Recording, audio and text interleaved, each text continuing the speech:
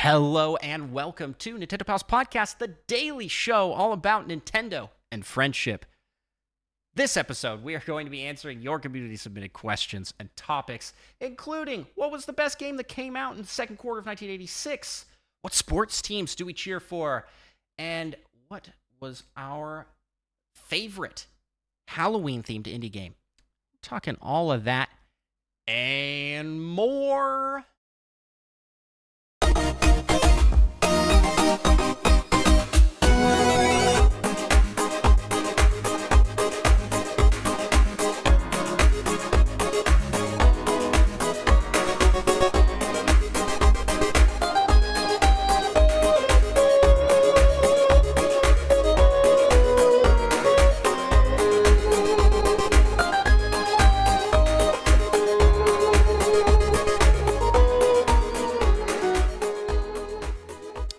Yo, it's me, Andros, and I am flying solo this week. No Micah here to help me, but that's okay, because we still got fantastic Nintendo content to deliver to you, dear listener.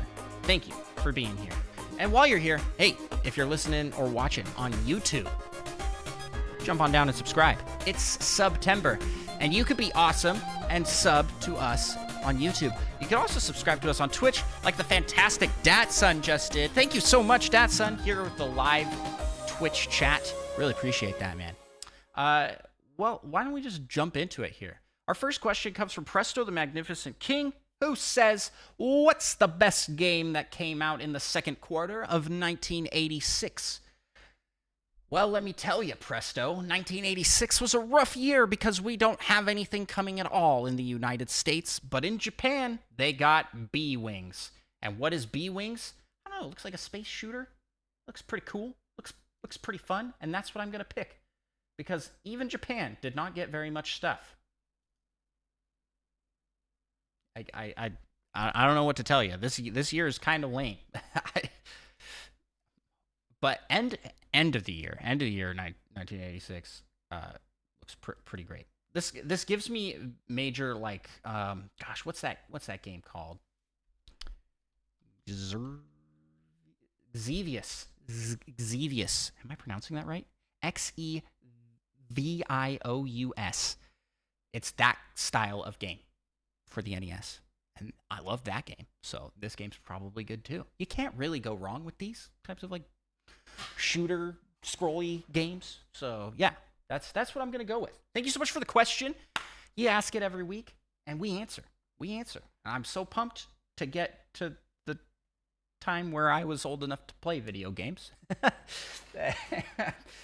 And then I'll have better answers, I think. But hopefully I got a better answer for this next question, which comes from Flightsy. What sports teams do you root for? And I can't remember if we answered this in last week's Community Corner, so sorry if we did.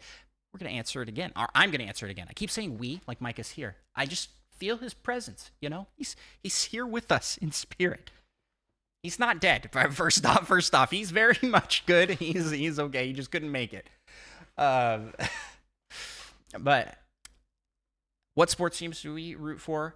I don't follow sports at all. I know, shocker. I'm a nerd gamer that doesn't follow sports. What? But I do have my hometown teams that I kind of just cheer for arbitrarily. Mainly the Seattle Mariners, and there's some Nintendo history there because Nintendo used to own a part of the Seattle Mariners. In fact, there was a point in time where you could bring your DS and you could order concessions from your DS while in the stadium. That was cool. I got to do that once because concessions are ridiculously overpriced, but it was cool to have. It was just a cool feature. Man, what a time. But yeah, I grew up watching Mariners games. It was a lot of fun.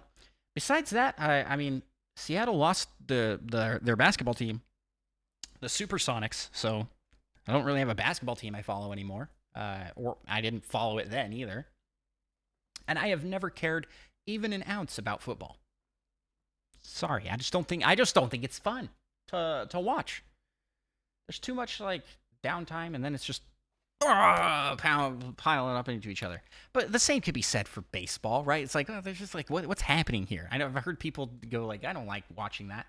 For me, sports is absolutely no fun to watch on TV.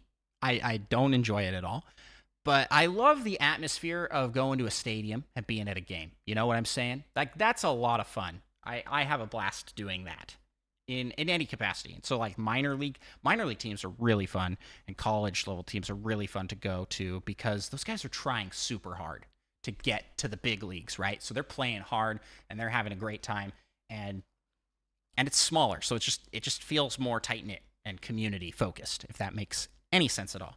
So I like that. I like going to a live game. But I think out of all of these things, I just prefer to play a sport than watch. That's where I'm at with it. But yeah, hopefully that answers your question. I basically don't root for any sports teams except for the Seattle Mariners. And you know what? That's a sad team to root for nowadays because haven't been very good since I was a kid. But when I was a kid, they were actually really good. Anywho, thanks so much for the question, Flightsy. Let's jump to the next one. We've got several questions from I Can't See over on the Discord. First question. What is your favorite Hori split pad compact? What is that? A Hori split pad is a controller, right? I'm like looking it up here on the side. Where we go. Yeah, this is the controller that you can buy that's like just like a better Joy-Con, right?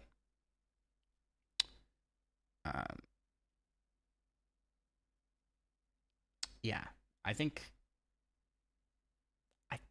I haven't used one personally, so for me, I instead got I can never remember the name of it. I got the Grip. Nintendo Switch Grip. What's it called? Because I don't want to go over and check. There's the one by yeah, of course, nothing's coming up. Satisfy. That's the one I have. Satisfy, and then there's another one that's like bone something or other. I can't remember the Skull and Co. Not Bone. The Skull and Co. So I've tried both. We own both. And between the two, I think the Satisfy is more comfortable, but the Skull and Co. is better for like dockability and like, yeah, that's about it. I don't think it's as comfortable. And I also have found that the Switch falls out of that one a lot more. Maybe user error for me. So this is not a review of those things. That's what I use. So I have no preference on the Hori split pad, and I'm not going to save the question for Micah because I know he doesn't have one. Let us know what you think. Do you like the Hori split pad? I Can't See, as well as anybody out there listening. Do you own one of those? Do you recommend it? Do you recommend that over a Grip? And what's your preferred controller setup to play with? Next question comes from I Can't See as well. What is your favorite Halloween, not horror / spooky, themed indie game? So it has to be Halloween specific. And to that, I say I don't have one. I know this is like a Halloween specific indie game, because if I'm going like Halloween game, I want to gravitate towards Luigi's Mansion 3, which I think is a fantastic game on the Nintendo Switch. I know there was one, Pumpkin Jack. Pumpkin Jack I heard good things about. Beyond that, nah. I don't really have anything I can say like, oh yeah. It's just like not really games made specifically for Halloween. I think there's horror games that come out around that time. I do like the Halloween event in Animal Crossing. I think is really good. And then there are certain other games that do Halloween-styled events. Fortnite always does a really cool event. I haven't played Fortnite in a long time, but I really enjoyed their Halloween events when I did play. And yeah, so if you're looking for a good Halloween game, here's my recommendation. Luigi's Mansion. Luigi's Mansion is definitely a good Halloween game. Also, Metroid. Metroid is a great Halloween game. Metroid Dread came out around Halloween not last year, but the year before, I believe. And it was just a good, like, spooky vibe game. I have a story that I think I've told on the podcast before of one time as a teenager, I was too sick to, like, go out and do anything for Halloween, like go to any party or even give out candy. And so my mom bought me a bag of candy. I sat in my room and I ate my own little bag of candy. I was just like head cold, just really awful. And I played Mario Paint for the Super Nintendo. Yep. That was a fun Halloween. I just got a good memory with like that's a good memory for me. Probably because I was sick, like it was like just more cemented as the thing that happened. I think the better question is, what Nintendo themed costume should I wear this year? We actually found we have these stores around us called like Once Upon a Child, I think, and they basically sell used clothes, and it's like a nice thrift store. Think like Plato's Closet, but for children. And they had a inflatable Mario Kart costume, and I was like, sold. I'm buying this.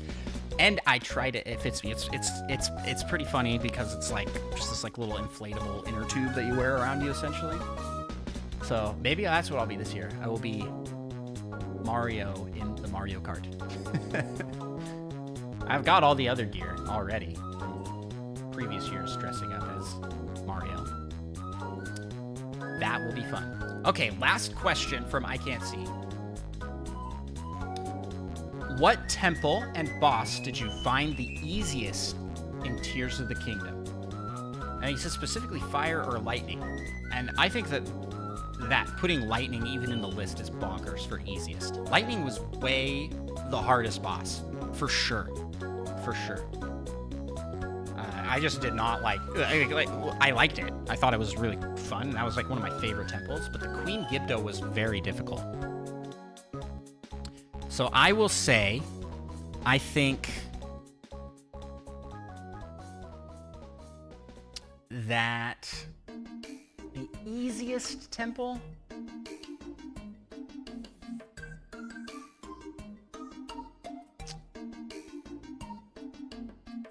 probably the Wind Temple, the very first one, was probably the easiest one. I didn't have any difficulty with the boss, and I felt like the temple itself was pretty straightforward, pretty simple. It's between that and the Fire Temple. The Fire Temple was pretty easy because you could cheese it really easily. Like, if you built any sort of flying device, you could just, like, fly everywhere you needed to go. Which you can't do in the Wind Temple. And then the, like, boss battle in there was the, like, Rock Goma. And that wasn't too hard. It's probably Fire Temple's the easiest, but it's also one of my favorite because I loved the vibes of that temple. Yeah. That's gonna be my picks. The Fire Temple. And that's it. That's all we got for community questions this week. Hey, if you want us to answer your question, leave a comment where you're watching, where you're listening, and or hit us up on Discord, where we have a whole section dedicated to Community Corner questions. So if you ask us those questions, they'll get on the show. We'll answer it. And with that, let's close out the episode here. I want to remind y'all to please subscribe. It's September. Subscribe to Nintendo Pals. And check out my stuff over on Andros 1 as well, where I do gaming content, mostly around Tears of the Kingdom, challenge content, and other Nintendo games. It's a lot of fun. I have a lot of fun doing it, and high quality Very highly produced videos coming out over there. And what am I missing?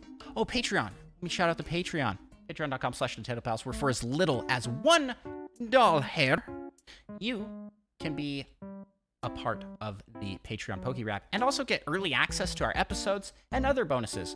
And there's lots of different levels in our Patreon that give you different rewards and different sneak peeks, and even some exclusive shows, including Nintendo Pals Plus, the show after the show. So check it out. I highly recommend it. It's a lot of fun to make this stuff, and so please support us some way. Subscribe, do something. Even just a thumbs up helps, please. With that, we'll end with the Patreon Poke Rap here in 3, 2, 1, go! We gotta rap some Patreon. You just do the singing. I'll take care of the hard part. Let's get it on. We want to be the best that ever was. And shout out our pals over on Patreon. LPD, Rizzo, Retro Logic Dan, Tim the Nintendo Dash, Slim, Tor, Spider Chan, Solo something, Mute Dog the Gamer, Little Miss 7, and Monkey Thunder. Catch 'em, gotta catch 'em all. Gotta catch 'em all. Patreon. Kid, Fiasco, Third Strongest Mole, Fedorable Will, All, and Seth Sturgill, Cosmic, Purple, Violas, That Fast John, and Mother Plays too. Gotta catch 'em all. Yeah. Gotta catch 'em all. Yeah. Gotta catch 'em all. Patreon. Let's get 150.